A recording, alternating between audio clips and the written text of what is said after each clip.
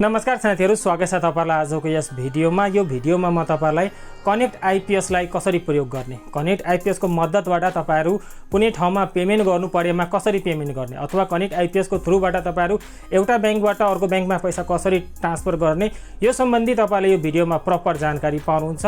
र धेरै जनालाई प्रब्लम भइराछ, धेरै जनालाई कन्फ्युजन भइराछ। मैले दुईवटा भिडियो बनाएको थिएँ यही कनेक्ट आईपीएस को बारेमा। त्यो भिडियोमा धेरै जनाले कमेन्ट गर्नु भएको थियो, सर मेरो बैंक कनेक्ट आईपीएस मा लिंक छ तर मेरो कनेक्ट आईपीएस एकाउन्टमा कुनै पैसै देखाउँदैन, यो कसरी होला, यसलाई चलाउन आएन, कसरी चलाउने, कसरी पेमेन्ट गर्ने, सबै कुराको बारेमा एउटा भिडियो बनाउनुस्। सो यो भिडियो आइराछ, यो भिडियो हेरिसकेपछि तपाईलाई कुनै किसिमको प्रब्लम हुँदैन। जस्ट एउटा भिडियोले तपाईले सबै कुरा जान्न सक्नुहुन्छ र तपाईलाई फ्युचरमा धेरै नै सहज हुन्छ डिफ्रेन्ट ठाउँमा पेमेन्टहरु गर्नको लागि। सो सिक्न चाहनुहुन्छ भने भिडियोलाई अन्तिमसम्म हेरेर मलाई साथ दिनु होला। र गाइज, अहिलेसम्म लाइक गर्नु भएको छैन भने प्लिज एउटा लाइक गर्नु होला। च्यानलमा नयाँ हुने साथीहरुले मेरो यस च्यानललाई सब्स्क्राइब गर्नु होला। म यस्तै टाइपको भिडियोहरु हाल्ने गर्छु र सँगै रहेको बेलको आइकनमा क्लिक गरेर अल नोटिफिकेसनमा क्लिक गर्न नबिर्सनु होला। के कुरा बुझ्नु भएको छैन भने तपाईले तल कमेन्ट पनि गर्न सक्नुहुन्छ। आउनुस् आजको यस भिडियोलाई सुरु गरौँ। यसको लागि साथीहरु तपाईहरुले आफ्नो मोबाइल फोनमा रहेको कनेक्ट आईपीएस एपलाई ओपन गर्नु होला। अब धेरै जनालाई थाहा छैन है, कनेक्ट आईपीएस को एप पनि आएको छ, तपाईले डाउनलोड गर्न सक्नुहुन्छ प्ले स्टोरबाट। त्यसपछि यसमा लगइन भइहाल्नुस् र जे कुरा म तपाईलाई मोबाइलबाट सिकाइराछु सेम कुरा तपाईले ब्राउजरबाट पनि गर्न सक्नुहुन्छ। मैले आफ्नो युजर नेम र पासवर्ड राख्दिए। अब यहाँनिर म लगइनमा क्लिक गरेर सर्वप्रथम यसमा लगइन भइहाल्छु है। अब यसको इन्टरफेस यस्तो खेल्छ, माथि तपाईलाई केही सर्भिसहरु देखाउँछ र यहाँनिर पनि तपाईले सर्भिसहरु पाउनुहुन्छ है। अब हामीले जान्नुपर्ने कुराहरु म तपाईलाई भन्छु है एउटा एउटा गरी। अब तपाईले यो तीनवटा लाइन भएको अप्सनमा जानुभयो भने यहाँनिर तपाईले डिफरेन्ट टाइपको अप्सन पाउनुहुन्छ। यो म्यानेज अकाउन्ट भन्ने अप्सनमा गएर तपाईले आफ्नो बैंक लिंक गर्न सक्नुहुन्छ, बैंकलाई रिमुभ गर्न सक्नुहुन्छ है। त्यसपछि ब्याक गर्नुभयो भने तपाईले एउटा अप्सन पाउनुहुन्छ फेभरेटको है, म्यानेज फेभरेट। यसमा तपाईले कुनै फेभरेट सर्भिस राख्नु भएको छ भने त्यो देखाउँछ। अब यो चेन्ज पासवर्डको अप्सनमा आएर साथीहरु तपाईले पासवर्ड चेन्ज गर्न सक्नुहुन्छ। करेन्ट पासवर्ड, न्यू पासवर्ड, र त्यो पासवर्डलाई कन्फर्म गरिदिनुस्। पुरानो पासवर्ड राख्नुस्, फेरि नयाँ पासवर्ड राख्नुस्, फेरि त्यही नयाँ पासवर्डलाई यहाँनिर राखेर कन्फर्म गरेर अपडेट गरिदिनु भयो भने तपाईको पासवर्ड चेन्ज भइहाल्छ है। त्यसपछि यहाँनिर रहेको छ एउटा अप्सन ट्रान्जेक्सन पिन। अब साथीहरु तपाईले धेरै दिनपछि कनेक्ट आईपीएस एपलाई ओपन गर्नुभयो भने सर्वप्रथम तपाईलाई ट्रान्जेक्सन पिन चेन्ज गर्न भन्छ है। अब ट्रान्जेक्सन पिन यहाँबाट आएर तपाईले चेन्ज गर्न सक्नुहुन्छ है। यसमा तपाईले आफ्नो नयाँ ट्रान्जेक्सन पिन राख्नुस्, त्यसलाई फेरि रिटाइप गरिदिनुस्, त्यसपछि कन्फर्म गरिदिनु भयो भने तपाईको नयाँ ट्रान्जेक्सन पिन यहाँबाट सेटअप भइहाल्छ है। त्यसपछि यहाँनिर एडिट प्रोफाइलमा गएर केही कुरा एडिट गर्नु छ भने त्यो पनि गर्न सक्नुहुन्छ।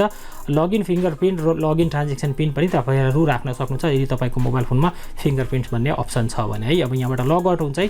अब यो थियो साथीहरु नर्मल कुरा है। अब यहाँनिर तपाईले एउटा अप्सन पाउनुहुन्छ क्रेडिटर्सको। यो अप्सनमा टच गर्नुभयो भने यसमा तपाईले डिफरेन्ट टाइपको अप्सनहरु पाउनुहुन्छ है। जस्तै कि यहाँनिर हेर्नुस्, लोकसेवाको पेमेन्टहरु गर्नु परेमा यहाँबाट गर्न सक्नुहुन्छ। आउनुस् म तपाईलाई एउटा पेमेन्ट गरेर देखाउँछु है। अब यो लोकसेवामा तपाईले के कुरा पेमेन्ट गर्नु छ भने लोकसेवालाई क्लिक गर्नुस्। त्यसपछि यहाँनिर तपाईको अगाडि एउटा यस्तो इन्टरफेस खुल्छ। अब यसमा तपाईहरु सिलेक्ट अकाउन्टमा क्लिक गर्नुस् र तपाईले जुन बैंक अकाउन्ट यसमा कनेक्ट गर्नुभएको थियो त्यो यहाँनिर तल देखाइदिन्छ। यसमा तपाईले ब्यालेन्सहरु चेक गर्न सक्नुहुन्न है। म तपाईलाई यो कुरा फेरि पनि भनिदिन्छु, यो कुनै वालेट होइन है, यो कुनै वालेट होइन। यसमा तपाईहरुले आफ्नो बैंकको थ्रुबाट ट्रान्जेक्सन गर्न सक्नुहुन्छ। यसमा तपाईले आफ्नो बैंकलाई लिंक गरेर त्यहाँबाट ट्रान्जेक्सन गर्न सक्नुहुन्छ। जस्तै कि मैले अकाउन्ट नम्बरमा क्लिक गरे, मेरो कुन बैंक लिंक थियो त्यो बैंकको अकाउन्ट नम्बर आइसकेको छ, नाम पनि आइसकेको छ। त्यसपछि अमाउन्ट फर एक्जाम्पल मलाई 100 रुपैयाँ दिनुहोस्, 1000 रुपैयाँ। त्यसपछि यहाँनिर तपाईले लोकसेवाको जुन भाउचर नम्बर पाउनुहुन्छ त्यो दिएर तपाईले जस्ट पेमा क्लिक गरिदिनु भयो भने तपाईको पेमेन्ट भइहाल्छ है। सो यहाँबाट तपाईले हेर्न सक्नुहुन्छ गभर्नमेन्ट सर्भिसहरु तपाईले यहाँबाट पाउनुहुन्छ। जस्तै कि पासपोर्टको लागि, आईडीआर को लागि तपाईले हेर्न सक्नुहुन्छ। डिफरेन्ट टाइपको अप्सनहरु छ। पेमेन्ट गर्ने तरिका सेम नै छ जुन मैले तपाईलाई सिकाए। त्यसपछि यहाँनिर एउटा अप्सन रहेको छ युटिलिटी। जस्तै कि कुनै वालेटमा पैसा लोड गर्नु छ भने खल्ती, आइमी पे, क्यू पे, प्रभु पे, मोरु केमा लोड गर्नु छ तपाईले यहाँबाट लोड गर्न सक्नुहुन्छ।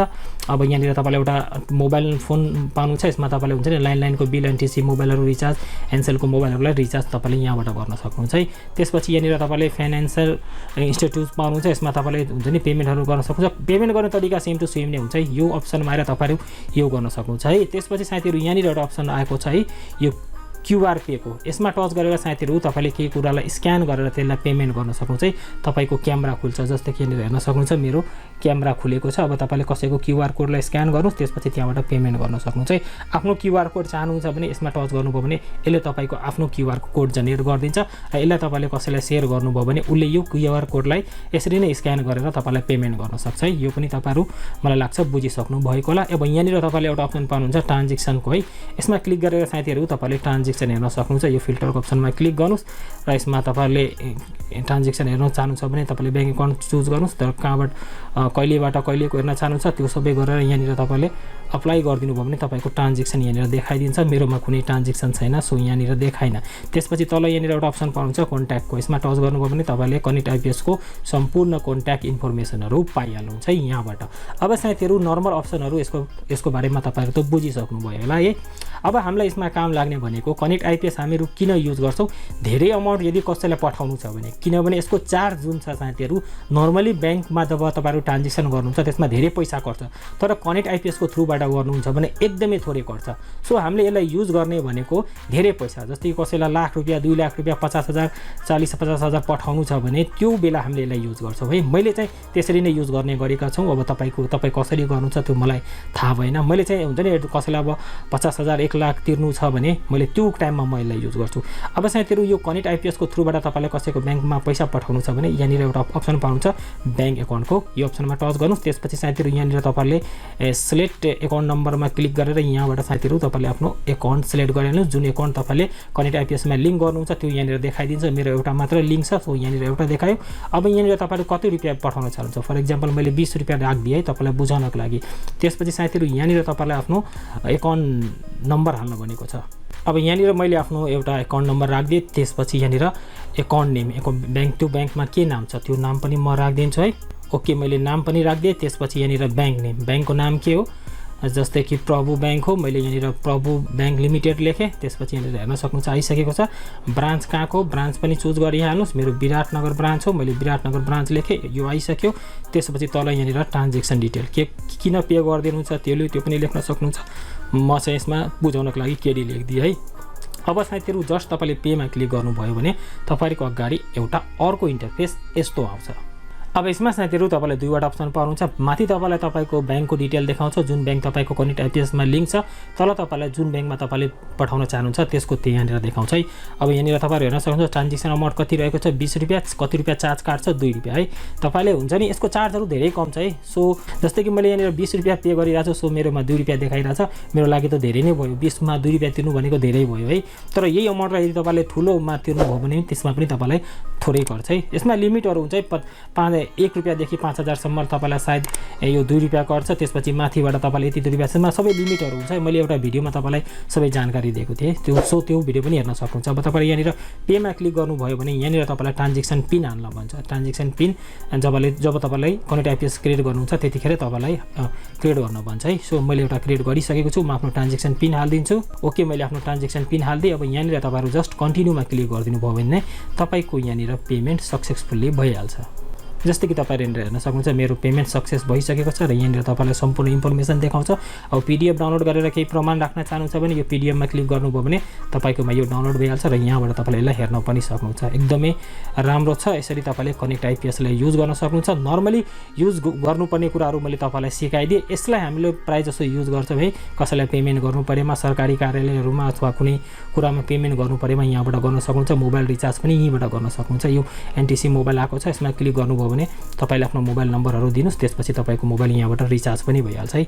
ओके यहाँनिर हेर्न सक्नुहुन्छ मैले पेमेन्ट गर्दिसके र मलाई बैंकबाट एउटा मेसेज पनि आइसकेको छ। म तपाईलाई मेसेज पनि देखाइदिन्छु, तपाईलाई झन् क्लियर भइहाल्छ। जस्तै कि तपाईले हेर्न सक्नुहुन्छ मैले नेबिल बैंकबाट 20 रुपैयाँ ट्रान्सफर गरेको थिएँ, त्यो यहाँबाट मलाई नेबिल बैंकबाट एउटा मेसेज पनि आइसकेको छ। सो यसरी साथीहरु तपाईले कनेक्ट आइपीएस एपलाई युज गर्न सक्नुहुन्छ। खासै गाह्रो पनि छैन, धेरै सजिलो छ। जस्ट एउटा कुरा तपाईलाई के बुझ्नु पर्छ भने यसमा तपाईको पैसाहरु शो गर्दैन, यो तपाईको बैंकसँग लिंक हुन्छ। अब बैंकसँग लिंक हुन्छ, त्यही भएर तपाईले जति पेमेन्ट गर्नुहुन्छ त्यो डाइरेक्ट तपाईको बैंकबाट कट्ने हो। यसमा तपाईलाई पैसा लोड गर्नु पर्दैन। सो यही थियो आजको यस भिडियोमा। मलाई लाग्छ अब तपाईलाई कुनै किसिमको प्रब्लम हुँदैन है। अब तपाईले मजाले पेमेन्ट गर्न सक्नुहुन्छ। मैले लगभग सबै कुरा तपाईलाई शेयर गर्दिसके। भिडियो कस्तो लाग्यो कृपया तल कमेन्ट गर्नु होला र साइडमा दुईवटा काम लाग्ने भिडियोहरुको लिंक दिएको छु। यदि तपाईसँग थोरै टाइम छ भने यो दुईटा भिडियो पनि चेकआउट गर्नु होला। यो भिडियोबाट पनि तपाईले केही नयाँ कुराहरु सिक्नुहुन्छ। र आजको यस भिडियोबाट म यही बिदा माग्छु। जय नेपाल।